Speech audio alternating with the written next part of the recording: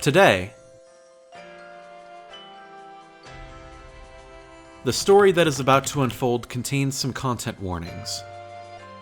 There will be descriptions of bullying, toxic masculinity, depression, anxiety, and gender dysphoria, though they will give way to self-love and gender euphoria by the end. I will also recount the entire plot of Super Paper Mario, starting at the following timecode. So, spoilers, I suppose. Please enjoy the following presentation. It is a tale of love.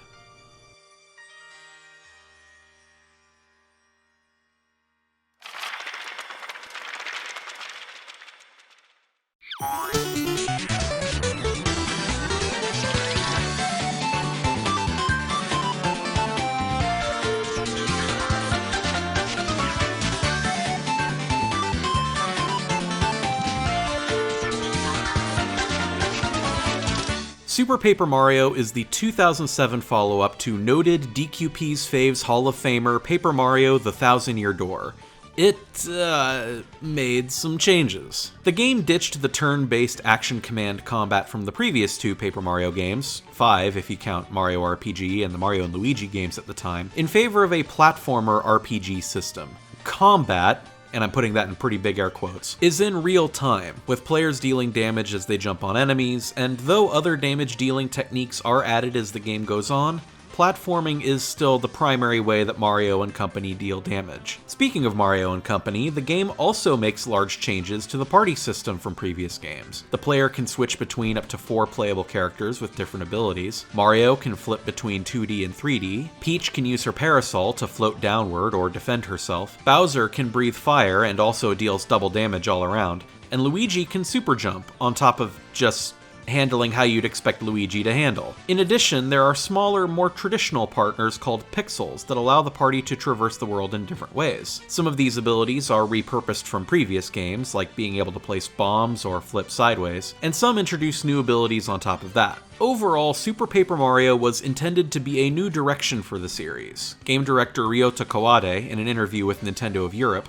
stated that he wanted to keep existing Paper Mario fans surprised, while the game's producer, Kensuke Tanabe, requested that they keep to an RPG-style story. I'm going to say a lot of really nice things about Super Paper Mario throughout this essay, but I'm going to concede up front that I do not think it holds up. I think that while the story is incredibly written, the game design itself is emblematic of a franchise facing something of an identity crisis. There's something about the platforming physics, the exploration and backtracking, and the puzzle design, as well as the way they interlock, that I don't think is working here. The levels feel pretty empty and not suited to open exploration. I think the flipping mechanic probably could have used more time in the oven. The hub areas are an existential nightmare to navigate. And hey, remember in my Other M video when I complained about the Wiimote's tiny D-pad and having to switch between sideways and pointer controls? Well, they're back.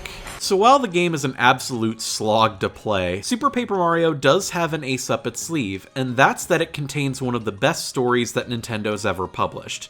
I'm serious, it's like top 5. Super Metroid, Majora's Mask, Super Paper Mario, Xenoblade, Link's Awakening.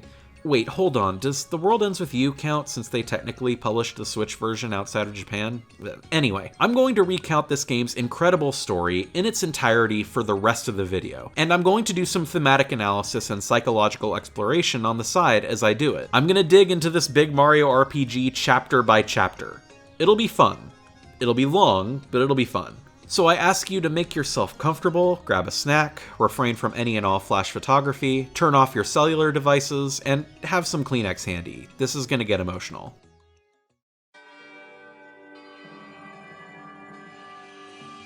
We immediately open in medias res on the wedding between Bowser and Peach. I didn't stutter. Bowser marries Peach in this game. This is the game's cold open. It was a bit more of a shock before Mario Odyssey opened in nearly the same way about a decade later. The wedding is officiated by Count Bleck, this fellow in the spacey cloak, and his secretary Nastasia, who's essentially Lumbergh from Office Space with mind control powers. In other words, she's a terrifying nightmare. Yeah. Count Bleck is in the possession of a book called The Dark Prognosticus, which foretells a catastrophic end to the multiverse, triggered by an entity known as the Chaos Heart, which the Dark Prognosticus states will be summoned by an unholy union between a monster and a fair maiden. Hence, Bowser and Peach getting hitched. Bowser and Peach both say, "I do." Peach gets a little hypnotic nudge from Nastasia, thus creating the Chaos Heart and the Void, a growing interdimensional black hole that threatens to destroy the multiverse. Also, Luigi is here. He doesn't do much, but he's here. After that, oh, title screen. Right, we need to create our save file. We'll call it, Thanos. Look, Avengers Endgame had just come out when I recorded this footage. It seemed funny at the time. You'll get it later. Alright, let's start the adventure. We now cut back to the beginning of the story, with Mario and Luigi lamenting that they haven't had a big adventure in a while. Gee, it sure is boring around here. When conveniently, a toad rushes forward exclaiming that Peach has been kidnapped again, so naturally Mario and Luigi head to Bowser's castle, because of course they do. When they get there, however, they find out that Bowser has not, in fact, kidnapped Peach this time. And as if to answer the unstated question of where she is, Count Bleck teleports in, Peach in tow, and announces that he is going to destroy the multiverse. He knocks Chris Pratt unconscious and teleports away with Anya Taylor-Joy, Charlie Day, Jack Black, and all of his minions. The wedding presumably happens while Mario is knocked out. I assume they put it at the beginning for the humorous shock value of seeing Bowser and Peach about to wed at the game's boot up.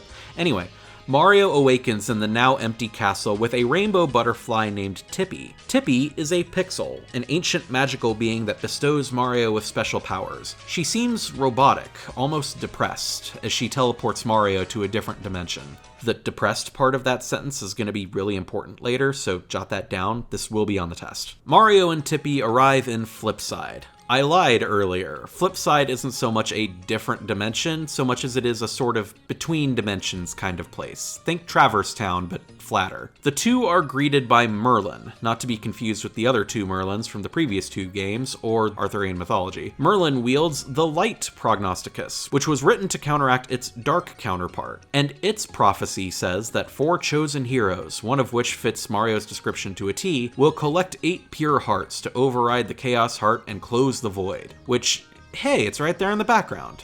Agape. Ready to destroy. Merlin gives Mario the first pure heart and has him put it in a pillar somewhere in town, which opens up the door to the next world, and thus our journey begins. This is the general storytelling loop of Super Paper Mario. Complete a world, bring the pure heart back to Flipside, put it in a pillar, and head to the next world. Oh, and each chapter also ends with an interlude showing Count Bleck and his minions at their castle, observing the plot as it moves along. Bleck has 4 higher-ups who he rotates into almost every world as the player progresses, so that most chapters have you facing off against at least one of them. And so, as Mario ventures into the first world, Bleck sends O'Chunks, an oafish strongman with a Scottish accent, and Dementio, an enigmatic and witty jester-looking fellow, to dispatch Mario. And with that,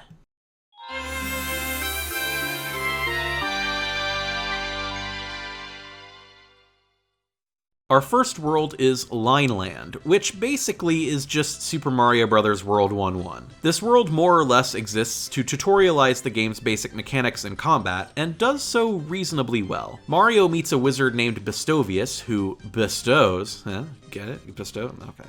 The power of flipping. With a tap of the A button, whom the person watching this conversation surely knows about, Mario can flip between 2D and 3D. This opens up a lot of puzzle and navigation and combat tricks. Chapter 1 progresses pretty naturally and plotlessly as the player learns the ropes of the game. Eventually, Mario reaches a small town and runs into another pixel, Thoro, who lets him pick up and throw objects and enemies. See, this game's got a thing going with pixel names.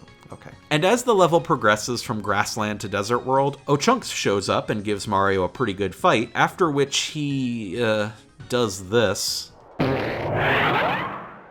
Yeah, get used to that. Mario soon puzzles his way into and through a dungeon until he reaches the boss, Fractale, who immediately recognizes him as a chosen one and almost gives him the pure heart before Dementio shows up and hacks Fractale into fighting Mario, and yada yada, bing bang boom, boss fight 1. Mario heads into the last room, meets one of the authors of the Light Prognosticus named Merlumnia, and claims the second pure heart. Back at Bleck's castle, Ochunks laments a job poorly done, and Bleck sends Mimi, a shapeshifter, out into the next world to take care of Mario. Nastasia, the Hypno-Lumberg from earlier, sets off to search the castle for any not brainwashed stragglers in Bowser's army. She runs into Peach as she and a couple Koopas try to escape, but just as she has Peach cornered, she's mysteriously teleported away. The screen turns black, and all we see is text, a conversation. A dark wizard named Blumere falls off a cliff, and a young human girl named Timpani rescues him. She's not repulsed, because why would that matter? Anyone with a heart would not ignore an injured soul. So, let's hit pause and check in. How we doing? Go ahead and get a drink of water, I'm gonna ramble for a bit. This chapter introduces the game's main mechanics, and as I alluded to at the beginning, they're not great. Controlling a character in a 3D space using the Wii Remote's D-pad never feels good. However, even in the tutorial world, the game's already planted a lot of great plot hooks. That Dementio guy sure seems shady, huh? Wonder what he's up to. And what's the deal with that text-only conversation? That's kinda out of place. I bought this game looking for a fun Mario platformer, not a book. Or so the reviews said at the time, but that wasn't a complaint I was terribly worried about back then. The story had me gripped. I had played Paper Mario 64 and its GameCube sequel in elementary school. I was a fairly optimistic kid back then. But like many children, middle school would chew me up and spit me back out. My childhood quirks became awkward and uncool in the face of adolescence. The things that made me, me, my body shape, my interests, my neurodivergency, became things to be shunned and ashamed of. By the time I had gotten around to Super Paper Mario, I had changed irreversibly. I was scared, cynical, depressed. I kinda hated myself. And the summer I popped this disc into my Wii, something was set in motion.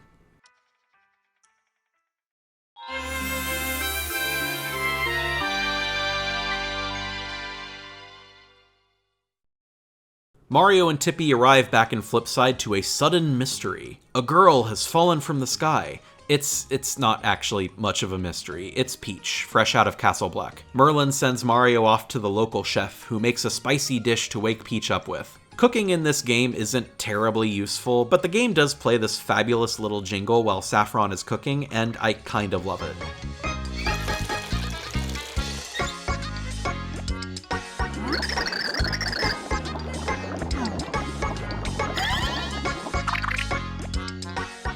Anyway, Peach wakes up after tasting the spicy soup and deciding that she'll be damned if she lets this void that she helped create open any further, joins the party, which is convenient because she's another one of the Light Prognosticus chosen ones. Mario puts the pure heart in the pillar and the next door opens into Gloam Valley, a cool looking and atmospheric swamp that the player will not see terribly much of because they soon run into the mansion of one Merlee, a fortune teller who has the next pure heart. The mansion is staffed by this maid here, who leads Mario and company into a bunch of traps, including a falling spike wall, a few pitfalls, and literal indentured servitude. Yeah, Mario knocks a priceless vase over at one point and has to repay the debt. You could spend hours running the multiple hamster wheels required to earn rubies to pay it off, or you could just rob the place blind, because late-stage capitalism. You also run into a couple extra pixels in the mansion, namely Slim, who can turn you sideways and fit you through narrow spots, and Boomer, who complains about homeless people on Facebook.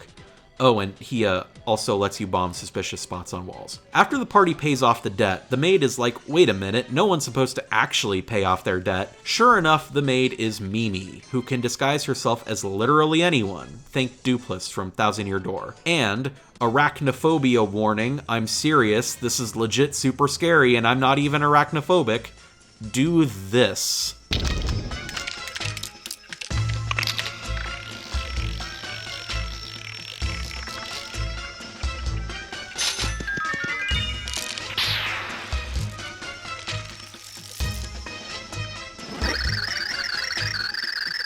This is an E-rated Super Mario Bros. Game. Merlee is at least able to astral project and tell the party that she's holed up somewhere, so the party traverses deeper into the mansion before finding both her and Mimi in the ladies' room. Mario has to pick the right Merlee, the big tell is that the real one was hiding in the toilet, and a boss fight with Arachno Mimi ensues, after which Merlee gives the party the pure heart and tells them that according to the Light Prognosticus, they'll need 2 more chosen ones to fight Bleck.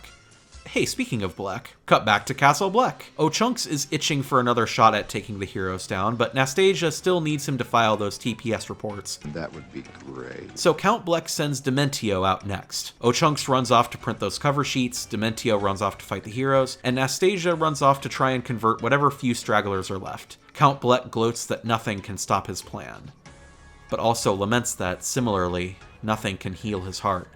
Luigi wakes up to a couple non-brainwashed Goombas poking his face and asking him to guide them out of the castle. Inevitably, like with Peach, Nastasia corners them. But unlike Peach, nothing seems to come to teleport Luigi away. The screen turns black again, and we see another text-only conversation. Blumere has snuck out of his father's castle to see Timpani. Blumere has been having trouble sneaking out recently, but Timpani still wants to see him, despite knowing what kind of person Blumere is. The two sit and continue their conversation. Alright, let's take another short break. This chapter is kind of BS, and I love it for that. Gameplay-wise, we see a common complaint start to rise its way up here, which is that this game has a pretty serious problem with backtracking. It's generally slow, arduous, and uninteresting. But here, I think it works to this chapter's benefit. Kinda like with Chapter 4 in Thousand Year Door, you get the sense that the developers are out to prank the player. I mean, think about it. Mario is literally enslaved in this chapter. There's no way to make that fun, and the sluggishness of the mechanics here makes the process of breaking into Mimi's vault all the more satisfying. It makes it feel like you're crushing and outsmarting an unjust system. It's like watching that one scene at the end of every heist movie where they show you how they did it, except you're the one robbing the place blind. I love this chapter a lot for that. Mimi is also just such a smarmy, wonderful, sarcastic antagonist. She's capable of putting on a really unnerving customer service mask, and when it falls away, she turns out to be a genuinely frightening villain. And not just because of her spider form, though that's a part of it. It's this sense that she's been badly hiding this intense malice towards the player, and now she's dropped any pretense of hiding it and gone full force monster. That being said, we will learn later in the game that she has a more empathetic side. Most of the antagonists in this game do, actually, and that's one of the game's greatest strengths. But let's move on, because this next chapter is a bit of a meme.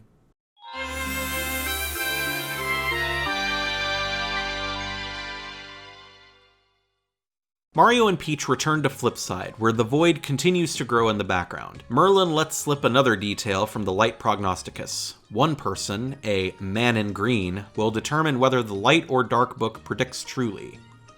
The party returns the pure heart to the pillar, which opens the way to the next world. The Bitlands, a pixelated homage to old Mario games, and whoa! This giant thing hops out of a bush, kidnaps Tippy, proclaims that his friends on digibutter.ner are going to freak out about this, and disappears. This is Francis. We're about to get to know him very well. So we have our quest. Tippy has been kidnapped, and a nearby pixel hiding in a bush named Barry points us in the direction of Francis's castle. Fairly straightforward damsel in distress scenario. We're gonna have to come back for him once Francis is out of the way. Poor guy's scared out of his wits. It doesn't take long for Mario and Peach to run into their third party member, Bowser, who's holing up in a castle of his own. After a quick boss fight, Peach makes pleading emoji eyes at him, and he joins the party. They then go on a rollicking quest through a grasslands level, an underwater level, complete with a new pixel Thudley that lets you ground pound, a giant tree, and a mini boss fight against Dementio, who, by the way, is musing aloud about how powerful the heroes are, before arriving at the front gate of Francis's abode. As you may have surmised, Francis is a complete and total nerd loser. This guy spends his time going on Reddit and speculating that no, really, this MCU series is gonna be the one with Mephisto in it, they're totally foreshadowing it, he swears. This guy has spent hundreds of dollars on Fire Emblem Heroes trying to get that summer Byleth outfit. This guy invests in crypto and thinks that the Elon Musk Wario SNL skit was actually funny. He also lives in a giant castle staffed with cat maids and keeps another pixel prisoner. Her name is Carrie. She lets you move on spikes and also increases your movement speed slightly, which means I had her out all the time. The party moves through the castle like a Zelda dungeon where the small keys are also massive tirades that Francis has gotten into about pop sci-fi, and eventually the party finds all the keys to access Francis's boss room and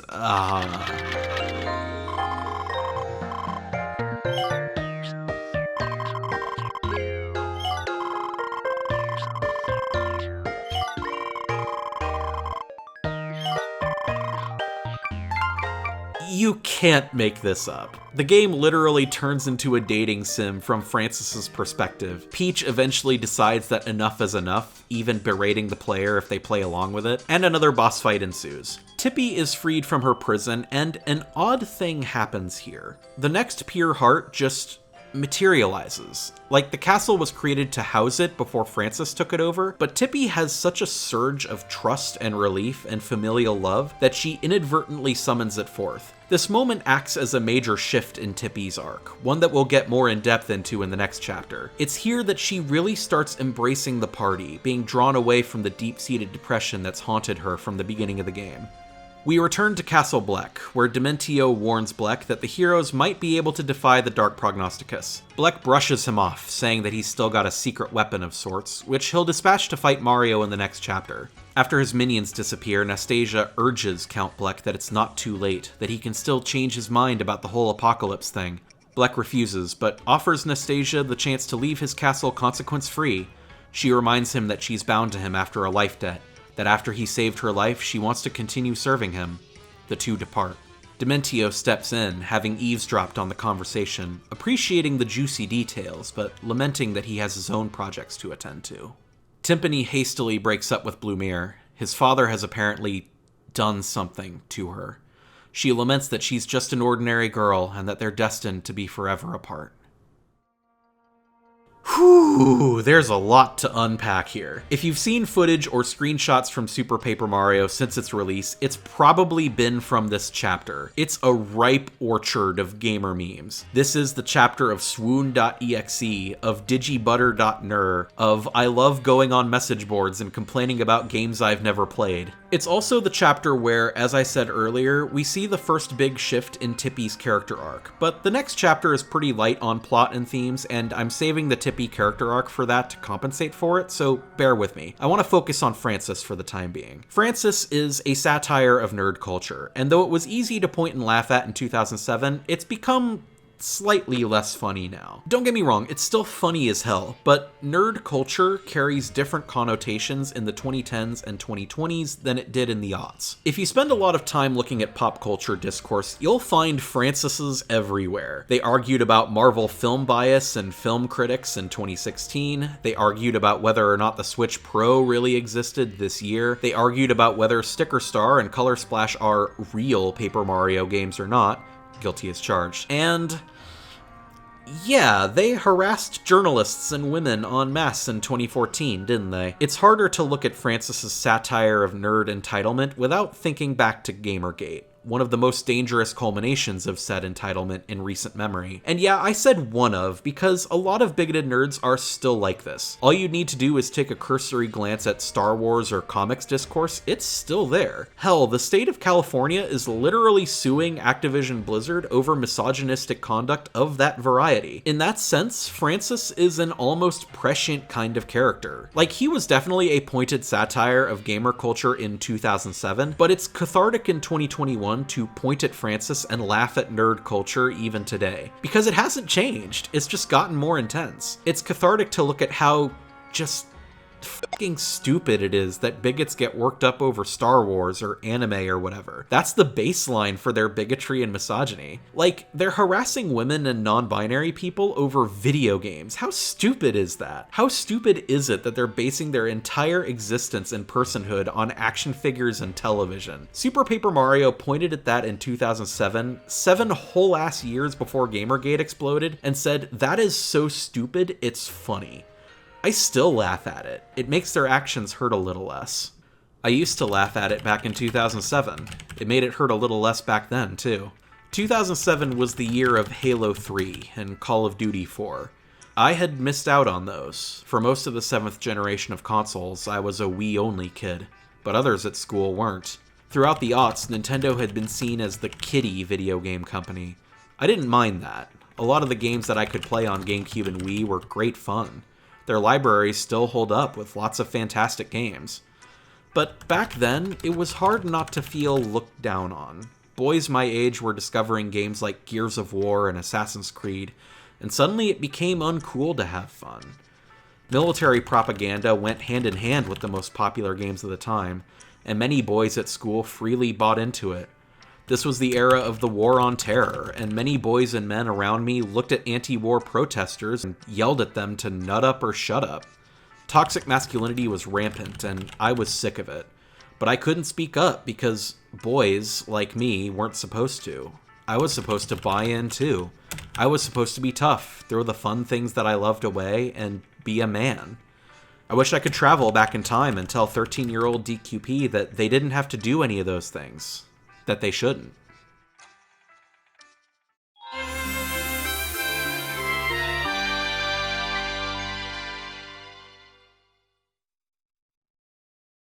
Merlin greets the heroes as they return to Flipside, and he decides that Bowser must be the third hero from the Light Prognosticus. One to go. Oh, and don't forget to pick up Barry back in World 3. He gives you a spiky barrier. The heroes drop off the Pure Heart and head through the next door, where they find out that the next world is...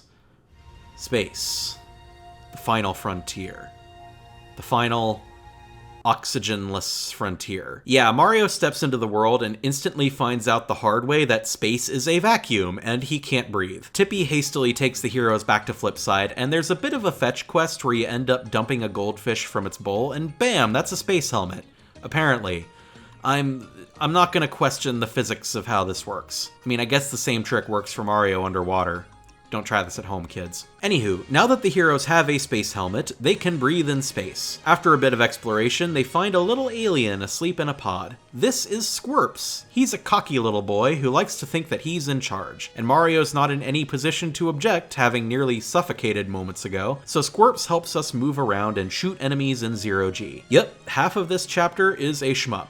It still has the same agonizingly slow backtracking as the other chapters, but at least it's a shmup now. After a little while, Squirps needs to use the bathroom, so the team stops on a nearby asteroid/planetoid/thing, where there is exactly one porta-potty, and it is occupado. Not only that, its recipient is out of toilet paper, and will not move until the heroes find some. This is just where the story is now. Trying to save the multiverse by finding toilet paper for a porta-potty in space.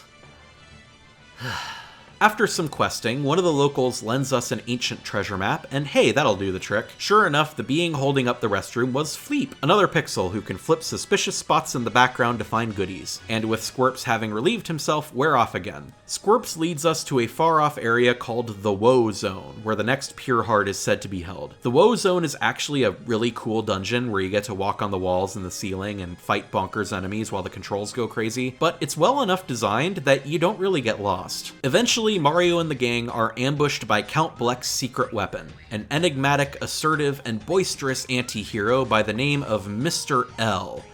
I can't quite put my finger on it, but he looks kinda familiar. Cue big boss fight, it even turns back into a shmup for a bit, and having dealt with that mysterious stranger, Squirps leads us to his mother, who left him the Pure Heart to guard. There's actually a kind of melancholy scene where he decides to go back to sleep indefinitely after giving the heroes the Pure Heart, and with that, the heroes return to Flipside.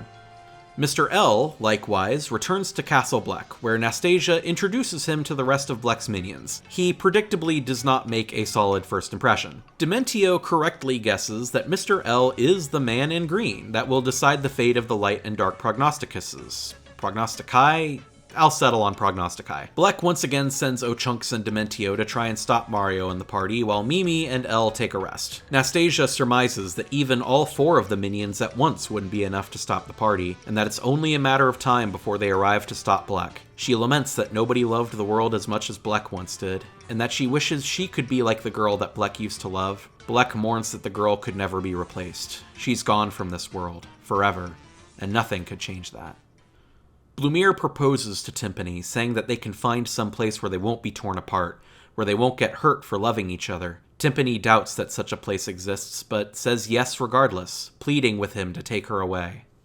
We're gonna keep going with the story for a little bit longer because I think there's a better segue point coming right up. Mario and the gang arrive back at Flipside, and Tippy almost immediately faints. Merlin tells the heroes the story of how he came to save her life. Merlin found her clinging to dear life and transformed her into a pixel in order to save her. But now even her pixel body seems to be failing her, so Merlin sends the heroes out to find the next heart pillar without her as she recovers. The heroes cross a 3D bridge into Flopside, an alternative dark counterpart counterpart to Flipside, where the rest of the heart pillars are going to be. The party places the pure heart, meets Merlin's not evil twin Nullrem, and returns to Flipside, where Tippy has recovered and is raring to go. And with that, it's off to the next world. Alright, thanks for letting me continue the story like that. We're halfway through the game. Go run to the bathroom and grab a snack. So, Tippy's character arc. Sorry, Squirps fans, I get that he's cute and that the bathroom bit was funny and that I didn't even mention the Space Speedway Express that's part of the questline to get into the Woe Zone, but there's a lot of character development to touch on and most of it is Tippy's. As I mentioned earlier, Tippy's character undergoes something of a shift after Chapter 3. Before that point, she's stiff and robotic, only answering questions as bluntly as possible and generally not displaying any emotion. We learn about Tippy's short-term past immediately after Chapter 4. She was discarded between dimensions, threatening her life until Merlin literally transformed her soul into a pixel, which itself is only a band-aid solution to the real problem. Tippy's pixel body can't last forever. If you've watched my video on Origami King, you're familiar with John Locke and his philosophical theories about human identity and tabula rasa. We've got this little babam to thank for that. Tippy's another example of this. She begins the game having lost her memories, left only as a traumatized, depressed, amnesiac husk. However, as the game goes on, she realizes that she is a valued and beloved member of the party. After Mario saves her in Chapter 3, she realizes just how precious her life truly is, and she feels joy for the first time she can remember. It's not subtle either. Peach openly comments on this right before Tippy faints. She's like a completely different pixel from the one that gave Mario the call to adventure at the start of the game. This joy and love that she's going through is ultimately the first step towards becoming the person that Tippy used to be. One that was once full of love and hope. We'll see more of this as the game continues onward. Hey, you guys like plants? Okay, just checking.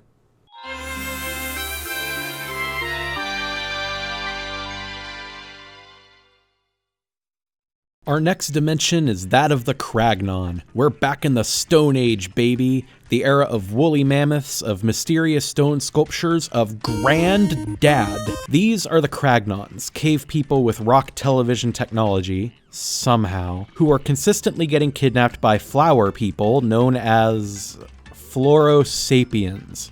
This game just writes itself. The village chief asks the party to help out with the Florosapien problem, and conveniently enough, they attack right after. Not much happens in this first area plot-wise, but I feel the need to remind everyone that there's a 25 sequence code that needs to be entered to finish the area, and that you need to physically type the word please 5 times in a row in order to learn that code, and you need to do all of that on a Wii Remote D-pad. I'm sorry, I know it's funny, it's just, oh my god, my left thumb. After some more platforming, Ochunks and Dementio ambush the players for a rematch. Ochunks gets soundly trounced once again, and Dementio mentions that he's got an experiment that might help Ochunks win, so the two run off to give it a try. Soon after, the party runs into the next pixel, Kudge. Finally, after 4 chapters of this Paper Mario game, Mario gets his hammer. This is like the Metroid Dread morph ball up in here. And we reach the Florosapiens' cavernous lair. We're gonna hit pause and appreciate the music for this dungeon for a sec.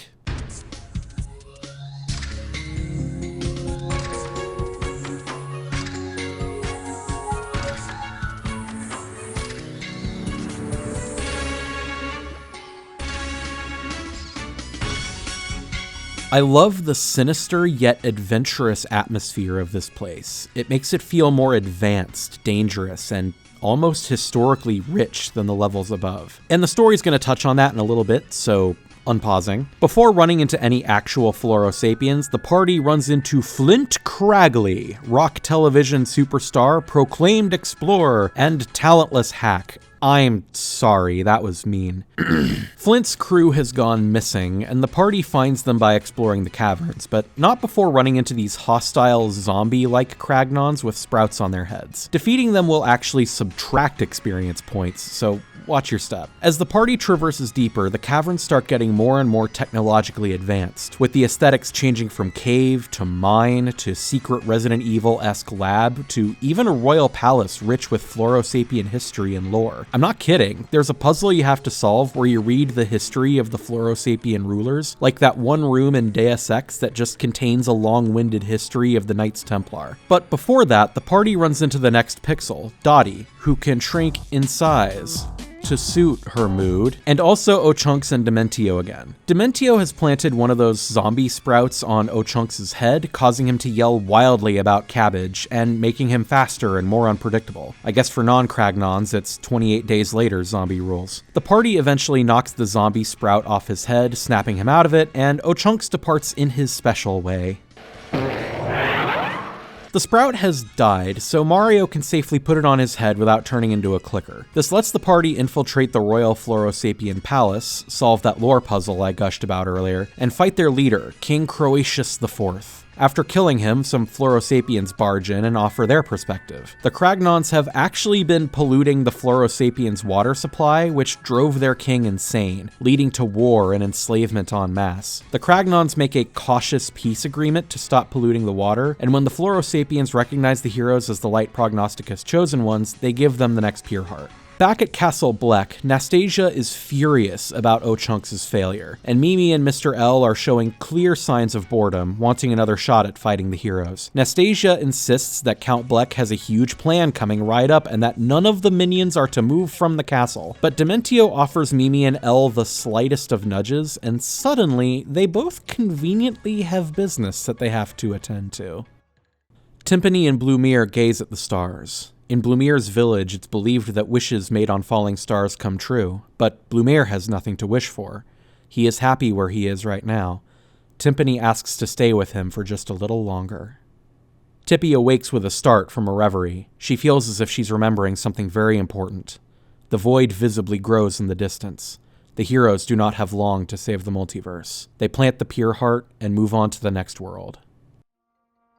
Alright, let's take another themes break. I mentioned about 3,600 words ago, dear lord, I am getting carried away, that this game is full of empathetic antagonists with believable motivations, and this is the chapter that I wanted to start really diving into that idea. Because while the Florosapiens are not the only empathetic villains in this game, they are the first ones to openly fess up to Mario on why they're doing what they're doing. I mean, this game came out about a year after An Inconvenient Truth, so to 13-year-old DQP, raging against man-made climate change was a perfectly reasonable villain motivation. Back in 2018, I wrote a draft for a video on the film Avengers: Infinity War. I wrote another one a year later when Endgame came out, and neither of those videos ever released, because I couldn't find a way to gracefully say that I did not find Thanos to be as compelling or empathetic as many people on the internet were arguing. I kind of regret not releasing at least one of those because it probably would have done big YouTube numbers. Controversies and hot takes sell, after all, but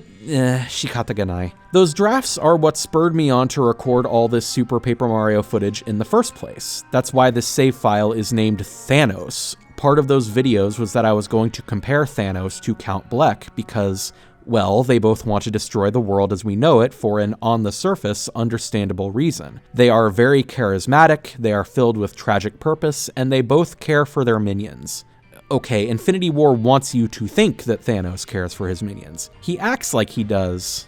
I take it the Mars dead. This day extracts a heavy toll. But They're killing themselves. Rain fire!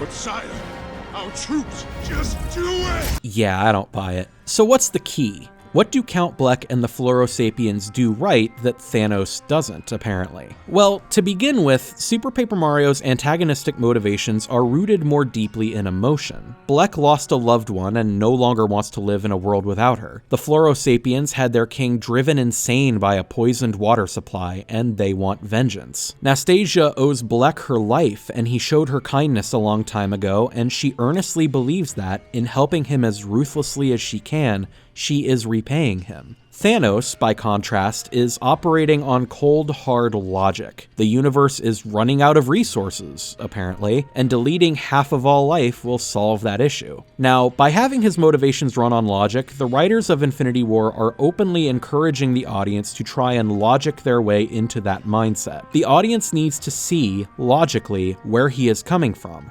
Otherwise, it's not going to be a believable motivation. And while plenty of internet creeps were apparently able to do that, I was not. Why not use the Infinity Stones to magic more resources into the world, or expand the world? If Thanos goes through with his plan, the universe will repopulate itself sooner rather than later. It's an exponential growth. And it's not like he can recull the population again because he destroys the stones right after he uses them. He used the stones to destroy the stones. My dude, you have not thought this through. Okay, I'm being a little cheeky. I'm not normally one to fall back on this kind of CinemaSin style nitpicking, but if you're going to use logic to make your villain empathetic, you have to think that logic through, because if you don't, the audience will do it for you, and they will inevitably see holes in it.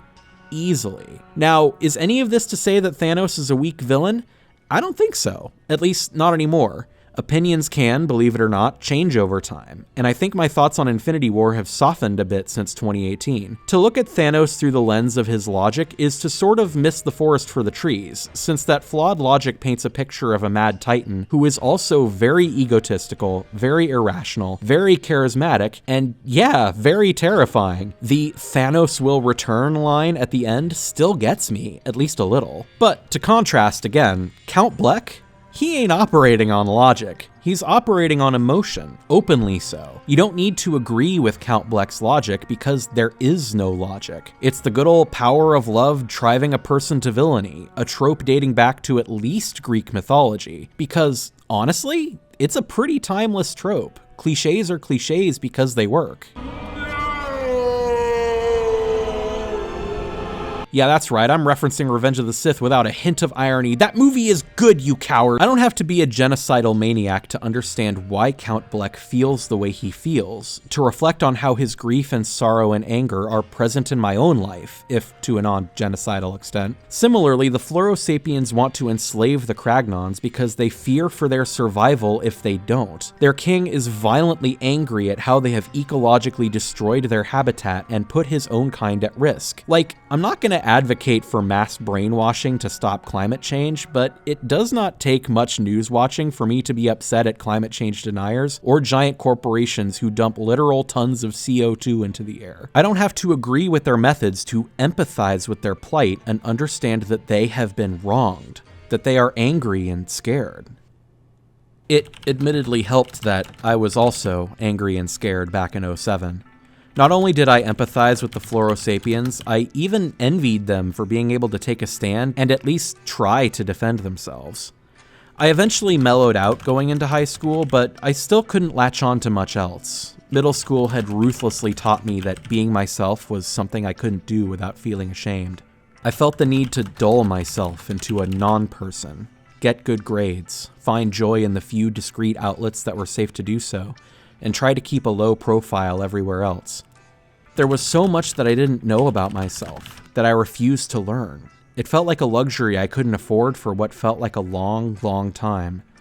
But eventually, slowly, the time came when I could afford it. I just needed to hang on.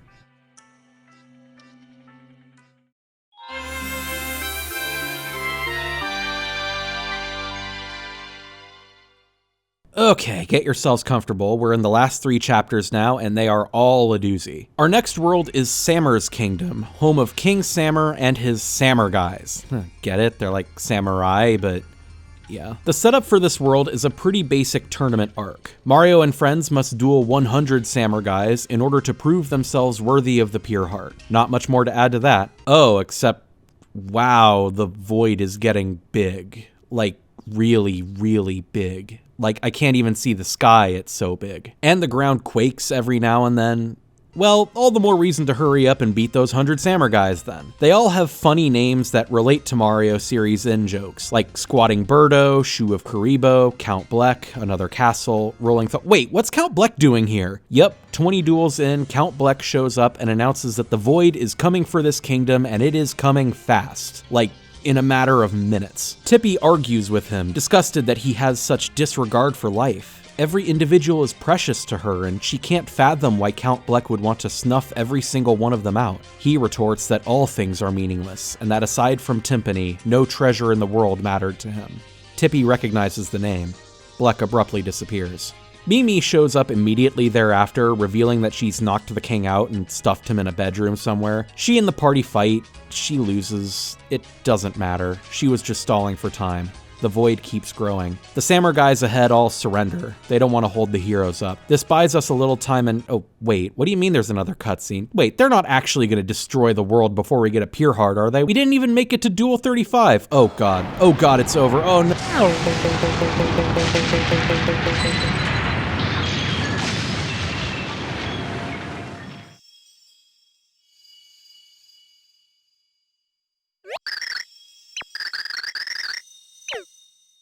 The party all wakes up in Flipside. The door to World 6 is still there, so it's safe to presume that the Pure Heart is also still in there somewhere. We open the door.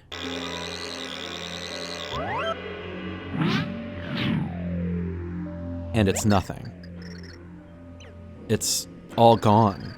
There's nothing left. Tippy picks up something faint in the distance, but until then, nothing. This keeps going for like a minute and a half, and that's riding on Carrie.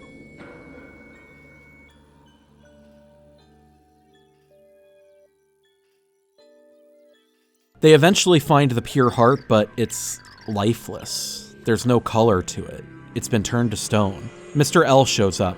He's so petty and insensitive that he fights the party for the Pure Heart, even though he acknowledges himself that it's dead and can't do anything. He loses, of course. The party reasons that Merlin might know what to do with the stone Pure Heart. Mr. L stumbles away, lamenting that he can't bear to show his face to the Count now. Dementio appears, agrees with him, and, kills him, making the promise that he'll reunite with his friends soon. I guess they don't call him Mr. L for nothing. Back at Castle Bleck, Nastasia takes full responsibility for Mimi and L's insubordination. Bleck brushes it off. Alone, he contemplates the idea that the pixel he saw out there in Samur's kingdom is actually Timpani, but he denies this. That wasn't Timpani. Timpani's gone. He knows that better than anyone. Besides, the multiversal apocalypse has already begun. It's too late to stop it, even for Count Bleck. Blumir's father scolds him for being with a dirty human. He's apparently brought shame to the entire tribe of darkness. Blumir doesn't care. Timpani is his whole world, but Blumir's father has banished Timpani out of this world. This is the price those who resist their fate must pay.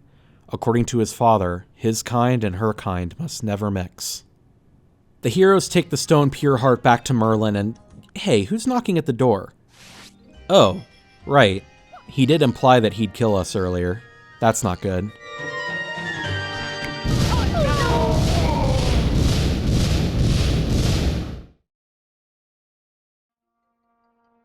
Well, to once again make use of the literature essay parlance, there's a lot to unpack here. Chapter 6 represents a major disaster that shifts the status quo of the entire story. Well, Chapter 6 doesn't so much shift the status quo as it obliterates it. Literally. Even though there are technically a couple chapters left, this is, in literary terms, the climax of the story. The point of no return, where the story's core conflict becomes inevitable, and there's no more applying the brakes. This is the Hamlet stabbing Polonius moment. This is the Doctor Strange offering the Time Stone to Thanos moment. No tricks. This is the saving is highly suggested as the story will progress greatly soon text box from Persona 5. The heroes have personally seen what Count Bleck is capable of. Tippy and Count Bleck are finally starting to remember who they were and what they meant to each other. The Void has swallowed its first in-game world, and the rest are about to follow. And of course, the heroes are no longer alive. Wonder how they'll get out of that one. I wanted to take this moment to talk about the game's tone, because while it leans funny the majority of the time, Chapter 6 represents one of Nintendo's darker story beats. It is not the first Nintendo game to directly confront apocalyptic existential dread. Link's Awakening and Majora's Mask both featured NPCs that faced their imminent death with fear and confusion, running the gamut of emotions that one might face upon learning that their death is nigh. Super Paper Mario doesn't go that far, but come on, this is a 2D Mario platformer. The player walks through an obliterated civilization where thousands of people were wiped out of existence, and this is a 2D Mario platformer. What the f***? The closest scene in a video game that I can compare this to is the nuke scene in Call of Duty 4, which came out only like 7 months after this game, and that's a military shooter and not an E-rated platformer on the Nintendo Wii. Walking past all of the surrendering samurai guys as the realization starts to dawn on you that you're not going to make it is absolutely heartbreaking. And while it's not even the story's lowest point, it is the most tonally dark moment in the entire game, if not the entire series. But that just makes the moments of triumph that follow all the more sweet. People have been saying the night is darkest just before the dawn for over 4.5 centuries by now, and we're about to find out the hard way just how true that idiom can be.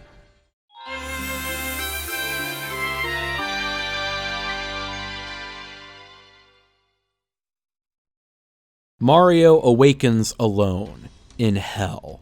Wait, we can't call it hell. This is a Mario game, right? We can't call it hell. We also can't just call it down there. So let's call it the underwear.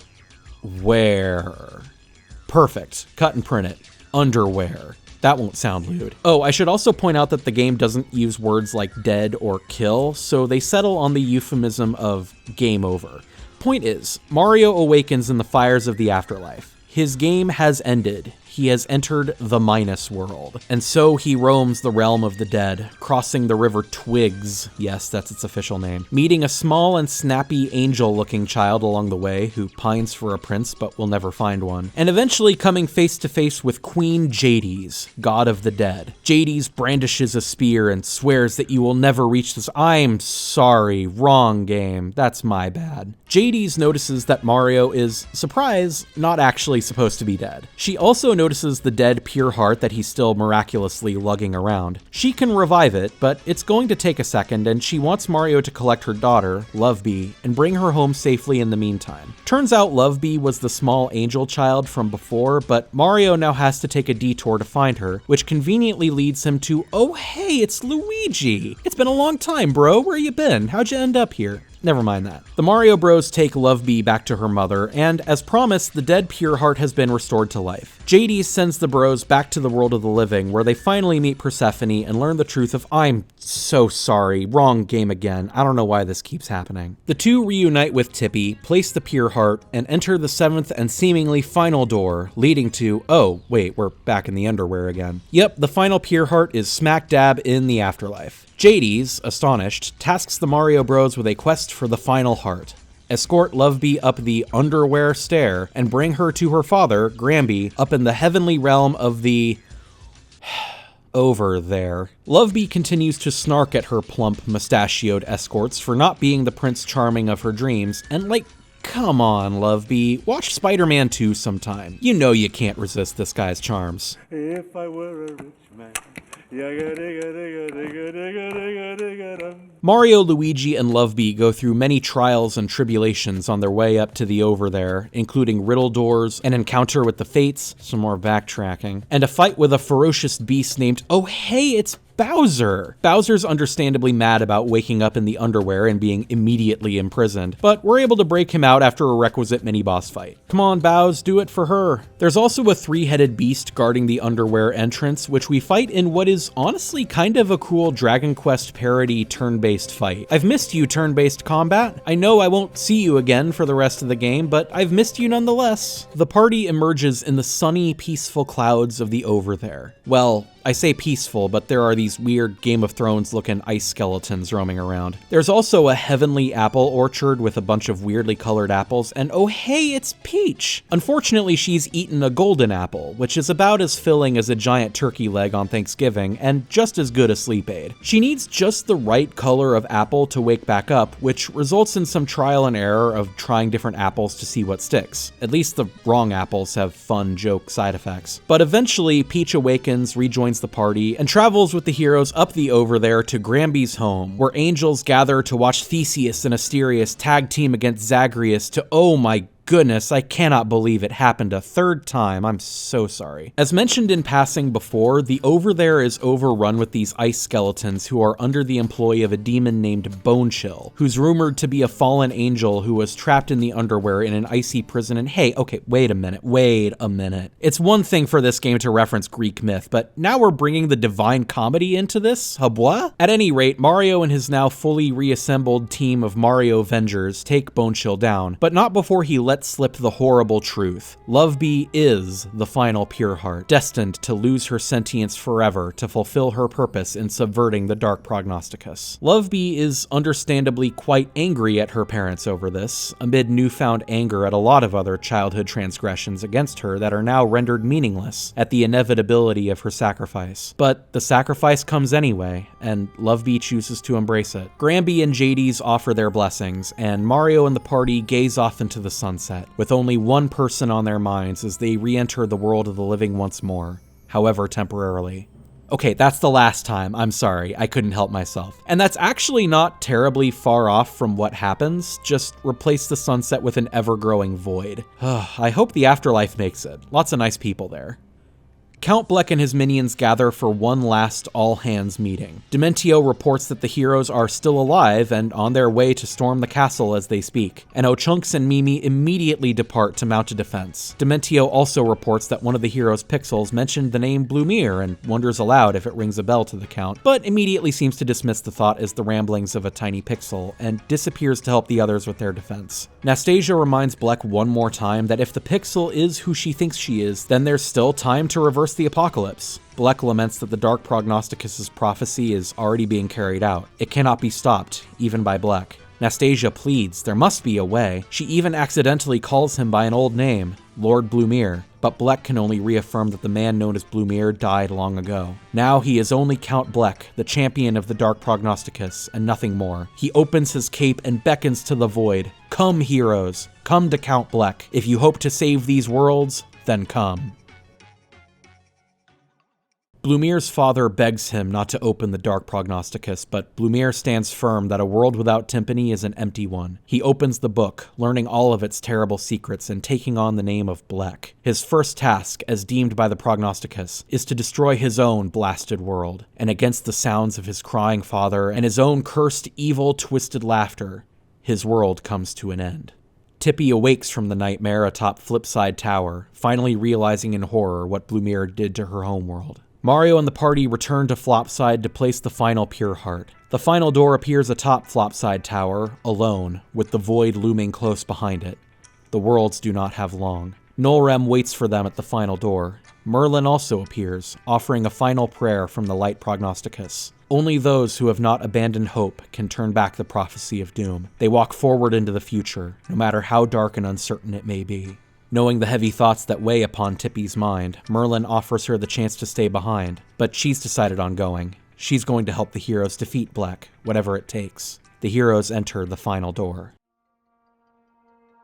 And so we near the final act of the story. I think a lot about that last passage from the Light Prognosticus. It's practically a summation of the game's largest theme. I mean, it's a Mario platformer. Subtlety is for grown-ups. And chumps. And really, what better place to put that line than the point in the story where Mario and company literally climb out of hell? What, you thought I made all those Hades references for no reason? Hades is a game where Zagreus pushes against the boundaries of the afterlife over and over and over again, out of the sheer improbable hope that he can meet his mother for just a few more minutes. Only those who have not abandoned hope can turn back the prophecy of doom. They walk forward into the future, no matter how dark and uncertain it may be. Hell, you could say the exact same thing about the nuke scene from Chapter 6. The player is made to enter the wasteland, terrified of what they're going to find, and they find a traumatizing depiction of a world utterly obliterated, and they push on regardless. They find the dead husk of a Pure Heart and are literally killed, and they push on regardless. They revive the Pure Heart only to end up right back in the afterlife where they started from, and they push on regardless. They watch the personification of the Pure Heart rage and bargain desperately desperately against her fate before ultimately accepting it and paying the ultimate price. They watch her parents grieve what to them was their daughter, their own flesh and blood, in heartbreaking detail before urging the player to push on regardless. Because that's what it takes to overcome the prophecy of doom. Like, put yourself in Tippy's shoes,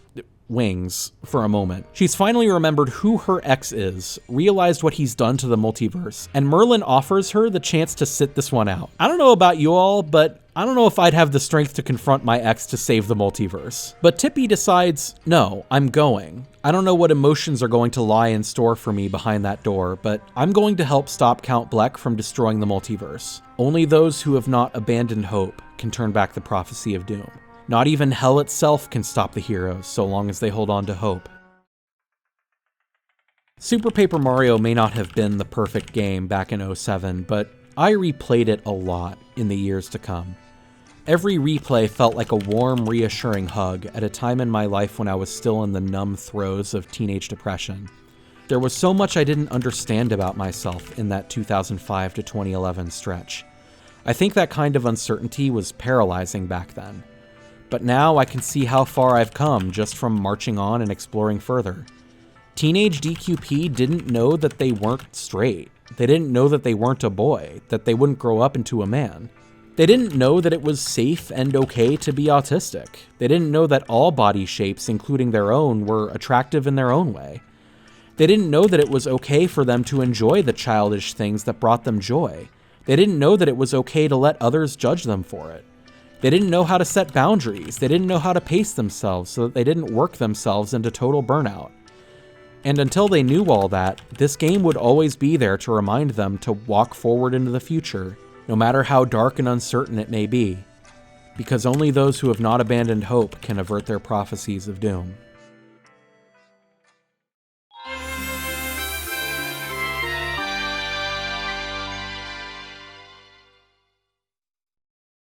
As the heroes gaze upon the castle looming above, Tippy remarks that Blumiere, her lost love, lies within. They steel themselves, flip into 3D, and enter.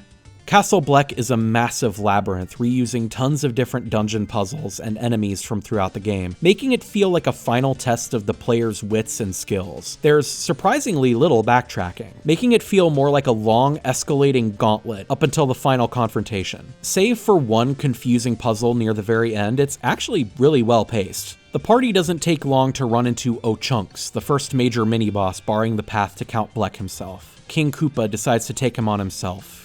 Good old toxic masculinity saves the day again. The fight triggers an old trap which causes the ceiling to fall on Ochunks and the party, but Ochunks is able to hold it up in order to let the heroes pass, believing that Bowser defeated him fairly. Bowser starts holding up the ceiling too, and insists that Ochunks go instead, because even when he's at his most selfless, Bowser still wants to prove he's the strongest. The Mario Bros move right along, but Peach turns around and gives Bowser one last look.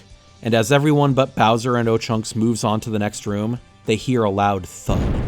The door won't reopen behind them. The void grows louder. There's no time to mourn. They move onward.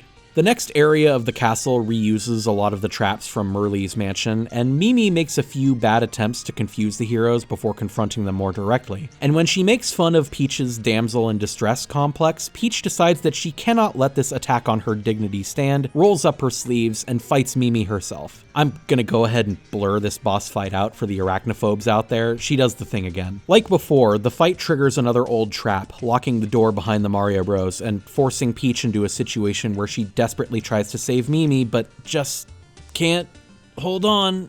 Again, there's no time to try and save her. The void continues to hunger.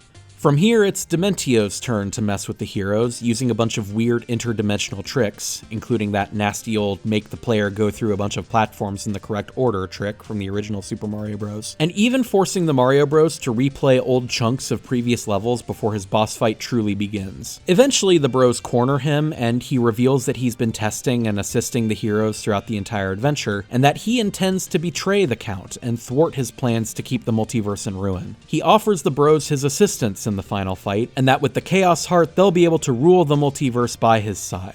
If this sounds familiar, it's because the Shadow Queen made almost the exact same offer in Thousand Year Door, and just like her offer, accepting Dementio's will result in a hilariously cruel game over. The bros canonically, refuse, and when Dementio makes an offhand insult to Luigi's mustache, Luigi decides to take him on alone, asking Mario and the rest of the Pixels to move ahead to fight Blek without him. Mario casts one last long look at his brother, knowing what's about to happen, before moving on. After the fight, Dementio traps Luigi and decides to suicide bomb the both of them. And like before, when Mario tries to turn around, sure enough, the door behind him won't budge. Tippy and Mario move on, the dread palpable on Tippy's wings. After one last platforming gauntlet, they finally enter Blek's innermost sanctum. Blek bids the two welcome, proclaiming that they are too late to stop the Dark Prognosticus, and that they have front row seats for the spectacle to come. Tippy once again confronts Blek on his motivations, and when Blek gives his normal all worlds are meaningless rhetoric, Tippy asks if that made their relationship meaningless as well. After all, Blek is not arguing with any Pixel. Timpani, his love, is alive and well, and she's confronting him directly on his plot to destroy the multiverse. Blek once again laments that it's too late to stop it. Tippy laments that she must now do battle against the one she loves in order to subvert the apocalypse. Blek sends Nastasia away, insisting that he will fight the heroes alone. Nastasia reluctantly accepts, and Mario and Blek finally duel. Like most other Paper Mario final boss fights, this one starts out more as a playable cutscene than anything, as the Chaos Heart initially prevents Blek from taking any damage. But soon Peach, Bowser, and Luigi all show up with the Pure Hearts, having all miraculously survived. The Pure Hearts weaken the Chaos Heart, and the fight resumes until Blek has been soundly defeated. The Chaos Heart appears as Blek lies in ruin. He asks the heroes to finish him off, which would end the prophecy and destroy the Chaos Heart. He has done enough evil, and even just knowing Timpani is alive gives him peace. But before any of that can happen, Nastasia suddenly takes a bullet for the Count from behind. It's Dementio. As promised, he takes hold of the Chaos Heart and moves to remake the multiverse in his image. After successfully testing it on O-Chunks all the way back in Floro Caverns, one of the zombie sprouts springs from Luigi's head, and Dementio fuses the Chaos Heart, himself, and the fated Man in Green into one giant monstrosity that will finally fulfill the Dark Prognosticus. In other words, the true final boss of Super Paper Mario is Luigi Kefka. This is a very stupid twist, but it's a fun way to pay off Dementio's shadowy actions from throughout the game, and I kinda love it. Just like the Blek fight, Luigi Kefka is invincible at first, to demonstrate that this is the hero's darkest hour. After a while, the game even plays a cutscene of all the worlds the players visited starting to succumb to the void, just like Sammer's Kingdom. Away from the fight, Tippy struggles to join in. Blek once again states that without the Pure Hearts, nothing can stop the Void or the Chaos Heart now, and that her resistance is useless. Tippy butts herself against him. How could he say that? He had been stranded from her for so long, and now that they've been finally reunited, it feels foolish to simply let the end take them. Blumir had promised that they would find happiness, and Timpani is not going to give that up. O-Chunks and Mimi appear as well, standing with her. They pledged their lives to the Count long ago, and it's not like they're going to stop now. The Pure Hearts rematerialize. Blumir wonders how, but Timpani's answer is plain. They're the very feelings of our souls. As long as people feel love, they live on.